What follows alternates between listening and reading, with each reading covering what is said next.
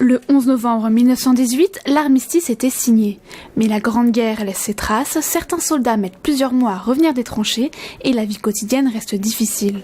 C'est cette période que la ville de Versailles et le comité des anciens combattants ont choisi de mettre en avant dans leur exposition Versailles au lendemain de la victoire de 1918. J'ai voulu me décaler un petit peu en présentant l'après-armistice pour démontrer d'une part que les soldats ne sont pas revenus en fin 18, mais beaucoup 1019, voire plus tard.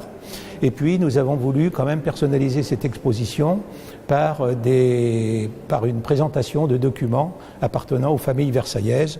Des documents qui s'ajoutent à ceux des archives municipales départementales et enrichissent l'exposition. Là, vous avez un document qui est assez rare, qui est une lettre à l'encre sympathique, de façon à contourner la censure. Souvent, donc, les soldats, les poilus, écrivaient à leur famille avec de l'encre sympathique qui était révélée. Ce travail est aussi intergénérationnel. Depuis plusieurs années, une collaboration se fait avec les collèges et les lycées du département.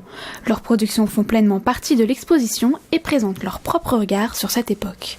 Monsieur Demourat, donc, a rassemblé plusieurs lycées pour les faire travailler sur les commémorations du centenaire. Donc vous avez beaucoup de dessins qui ont été faits et qui ont été faits par thème. Ainsi vous avez se souvenir, combattre, souffrir, etc. avec des dessins en rapport. Un travail de mémoire et de partage entre les générations bien accompli. Les jeunes Yvelinois ont aussi travaillé une pièce de théâtre pour accompagner l'exposition, le grand festin samedi 10 novembre à 20h30 à l'espace Jean Racine.